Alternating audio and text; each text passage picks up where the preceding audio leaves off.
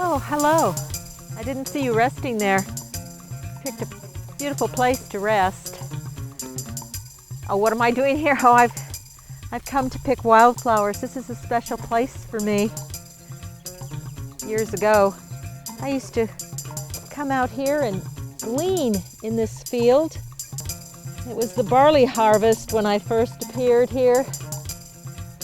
This was being harvested. The grain was kept.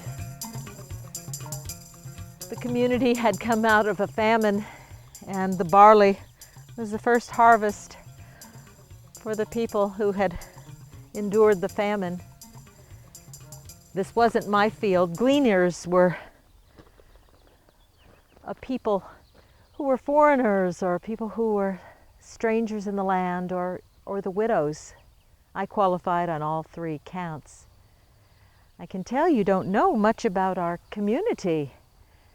Oh, you're from a distant land. I'd be happy to tell you. Yes, I came here as a foreigner. I came with my mother-in-law. We were both widows at the time. And I like to come back here to remember, to look. Though this year the field is left to rest every 7 years. It deserves a rest, don't you think? But in those days, we had come from Moab. I am a Moabitess by birth. Naomi, my mother-in-law, and her husband, they had come to Moab to avoid the famine that was in the land. They had brought their 2 sons with them, Chilion and Malchon, and in the course of time, the boys were of age that, oh look, there goes a rabbit, a jackrabbit bouncing through the field again. They were of age that they could marry, and so they took to them not Jewish wives from their homeland, for they were from the town of Bethlehem, but they took for themselves wives of the land where they lived, Moab. So I was taken by Malchon as a wife, and his brother Chilion took Orpah as a wife. Unfortunately, the father died, leaving Naomi without a husband, but she did have the 2 sons to care for her. So as a widow, we were very close to her, caring for her in the land. But one by one, each of the sons died, and now there were just the 3 widows, Naomi, Orpah, and myself, Ruth. There wasn't much provision for us as widows. There was no protection for us as widows, and there was no place in society for us as widows. So Naomi decided that she heard that there was land that was producing again in Bethlehem. So she decided to go back, and the 3 of us began our journey. We weren't far from home when Naomi sat down and began to weep. She said, "I must send you back. You must return to your mother's house." And Orpah and I just cried upon her breast and said, "No, we will never leave you. You are our mother now." But she wouldn't hear of it. She said, "I'm too old to produce sons for you." For there was the Levirate custom that a brother could marry the widowed daughter-in-law, and that she would produce another child that would take the name and the inheritance of the deceased. But Naomi said, "It's beyond me to produce children. Even if I started today, you would be too old by the time the child was marriageable. So you must return to your mother's house. There you can find new husbands, for you have been honorable wives. You have been honorable daughter-in-laws. You've done me well." And she praised us and boasted upon us and encouraged us to start again, to forget the past. Finally, Orpah, crying, made her way back on the trail which we had come, thinking she was leaving me to say my goodbyes. She did not know that I would take Naomi in my hands and I would say to her, "Do not force me to leave you. Do not make me return to my old life. For where you go, I will go. Where you lodge, I will lodge. Your God will be my God. Your people will be my people. Where you die, I will die. Where you are buried, there they will bury me. And do not let it be anything otherwise." Naomi could tell by my intent that I would never leave her. And so she turned and we continued on our path. We continued to go foot by foot, step by step, mile by mile back to Bethlehem. It was a journey back for her, but a new journey for me, for I had never been out of Moab. I knew I would encounter new and different experiences, a people I had not seen except through the eyes of Naomi and her husband and her sons. But I was content, for the gods of Moab held nothing for me. Shemesh meant nothing to me. I had seen the people of God, the true people who worshiped Yahweh. And those now were my people. So while I knew I would find new and strange and different ways and things, I knew it would be a way of coming home also. And so, as we arrived in town, people recognized Naomi, and they began noising it about that she was home once again. And they came to her and they said, "Could this be Naomi?" And she said, "No, don't call me Naomi any longer. Call me Mara, for I went away full and I came back empty." I didn't understand. At first I thought, "No, you come back with me. Don't you treasure me? I'm your daughter." "A daughter-in-law, yes, but I'm like a daughter to you. You're like a mother to me, and you say you've come back empty." And she said she went away full. But no, she went away because she was empty. There was a famine in the land that drove them out. I was confused for a moment. I thought, you had nothing to eat while you left the town. How can you say you went away full? And then I remembered, of course, she had her husband, she had her firstborn son, and she had her secondborn son. She went away full with the men in her life. She left Bethlehem full with the men, and now she had come back with nothing, no men in her life. For her tradition made men of greatest importance, not just for provision, not just for posterity, not just for a place and for protection in society, but they were her life, and she had lost them all. And now we were back, and we had nothing with us but ourselves. We had come home to her home, which would now be my home also. We had the house to go to, the land was still hers. And we set up housekeeping, and I went out to glean every day in the fields, right here in this very field. This was a field of Boaz, and Boaz workers were harvesting, but they would leave the corners of the field for the stranger, for the foreigner, for the widow. And we would come and we would pick the grain, and we would survive on that grain. Soon, Boaz came out to the field to see what his workers were doing, and I saw him speaking with the workers and them pointing to me.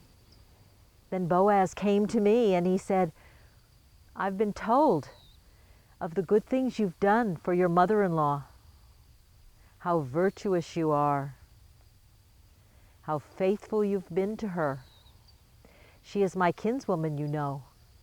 Well, little did he know that it had been Naomi that told me to come to this very field, that he was her kinsman.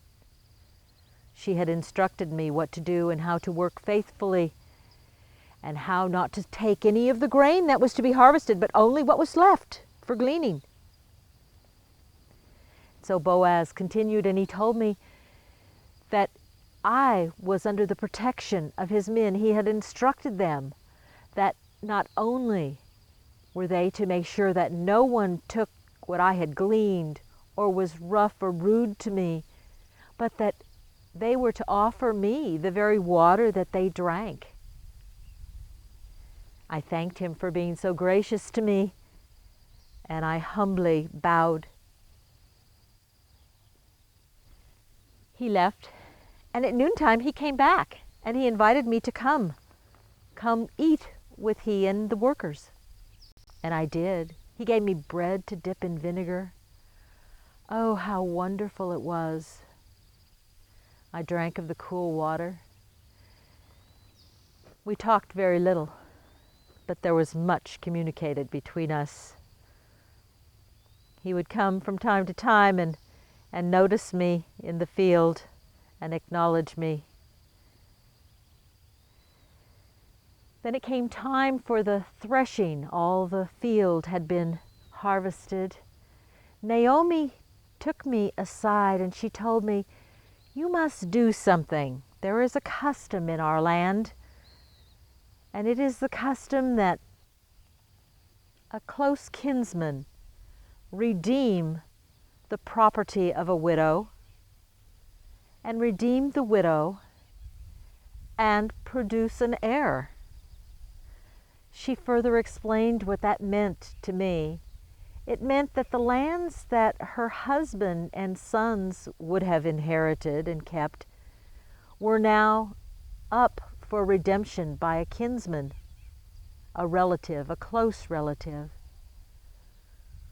That relative should take responsibility and care for the land for the deceased. That close relative should care for the widow of the deceased, and that close relative should provide heirs in the name of the deceased. What that meant for me, according to Naomi, was that I should marry again and produce a child that should carry on the name of my dead husband, the name of his father, so that the deceased would be remembered forever. And so she told me to put on clean garments after I had bathed thoroughly, after I had anointed myself as a bride would anoint herself for the bridegroom. Then I was to secretly go into the threshing floor, for after the grain had been harvested, then the master of the land, which was Boaz, would then sleep there, so no one would come and steal the grain. And so it was that he was asleep when I entered. He had eaten and drank and was sleeping soundly. I did as Naomi told me. She said to uncover his feet and lie with him. If you knew our customs, you would know that his feet were covered by his robe. And to uncover his feet meant I lifted his robe. And to lie with him, well, During the night he awoke,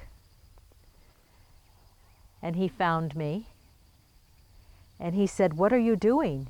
And I told him what Naomi had said, and then I told him that he could do whatever he wanted with me. He could cast me away, he could send me off,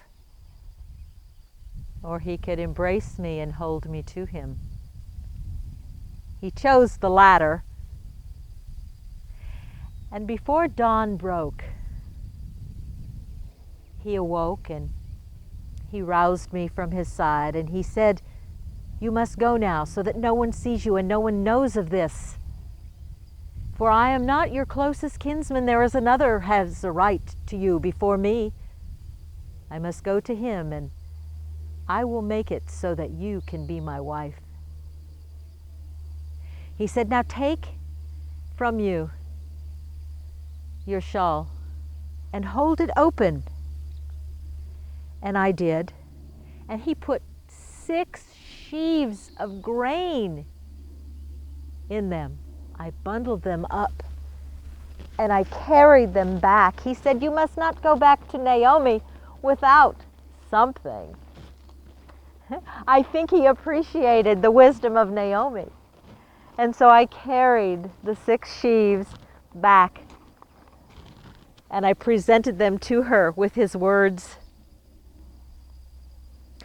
She said, "Now, Ruth, you must sit and wait, for he will see that this happens. But you must be patient. Say nothing and do nothing. Talk to no one." And so I did as my wise mother-in-law had instructed me. I didn't know what was happening at the time. Boaz had gathered together 10 elders. There had to be 10 in order for it to be a meeting that counted in the community. He brought together the 10 elders and they sat at the gate. And he brought the closer kinsman with him. And he explained that Naomi had come to town and she had brought her daughter-in-law, the widow of Malchon, with her.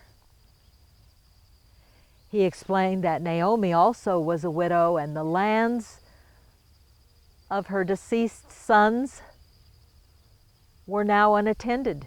There was no one to work them, no one to supervise the work. There was no one to tend the widows. There was no one to produce progeny for the dead. And then Boaz, in his instructive style, said to the closer kinsman, "Will you take her land? Will you redeem it?" And he said, "I will redeem her land." And then Boaz said further, "You know, you must also take the widow Ruth and produce a son for Naomi." For a son for Naomi would mean that she once again would have her old age secured. She would have provision through her son. She would have protection through her son, and she would have a place through her son. Yes, the son would be called her grandson by birth, but given to Naomi would become Naomi's son. Well, the closer kinsman said, "I am not in a position to do that. I already have heirs, and I do not want to jeopardize my heirs. So their inheritance will be secure. I relinquish all right to Naomi, to Ruth, to their properties."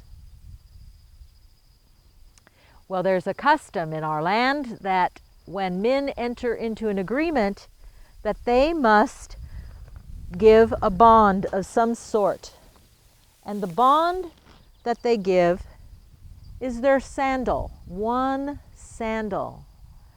So the closer kinsman took off his sandal and handed it to Boaz.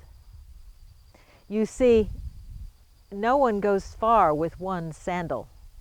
They certainly don't go far very quickly. And so this was a pledge, his footprint. No one else would make the same footprint in the sandal. It was easy to identify when a person did not have the other sandal. So Boaz, with sandal in hand, came to redeem the property, came to redeem and provide for the widows, came and took me as a wife, and I became the wife of Boaz in a beautiful wedding ceremony. The town was gathered together and they welcomed me as if I were one of their own. And now truly I felt no longer to be a Moabitess. While that is my birth, I have been adopted, engrafted into the family of God. That Yahweh is my God. That Naomi's God is mine. That Naomi's home is mine.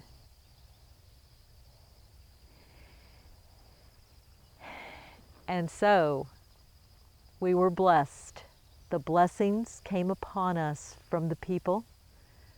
The blessings came upon us from God. In the course of time, I bore a child.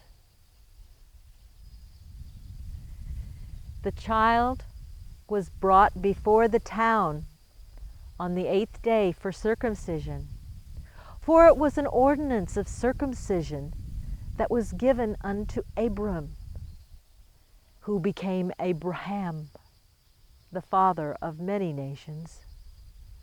Abraham and Sarah. The circumcision, God told Abraham, was a covenant between God and man. The reason it was given to Abraham is because Abraham, God said, would teach his children about God, to love God, to obey God. And after Sarah and Abraham bore their own child, Isaac, God put Abraham to the test. God told Abraham, take your son, your only son, Isaac, take him to the mountain of God and sacrifice him there. Abraham gathered the wood for the burnt offering. He bundled it and put it on the back of Isaac. The two of them went with the servants, and when they were far off from the mountain, Abraham said, servants, you wait here. I will return again with my son. Abraham believed God, that God would not leave him without an heir. And Abraham took Isaac, and Isaac was bound and laid on the altar of sacrifice. And as Abraham raised the weapon to sacrifice his only son, God spoke through an angel and said, stop, behold, in the thicket there's a ram. That is the sacrifice of the Lord. Unbind the child and let him go. And so it was that God received the ram as a substitute sacrifice, but knowing that Abraham would not withhold his only son, Abraham became the father of faith, for he believed God, that he would have heirs the number of the stars of the sky, the number of the sands of the sea.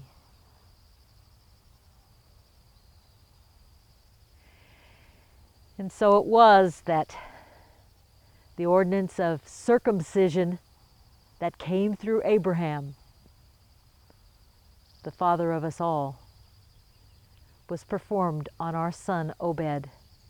And in the sight of the community, the child was named.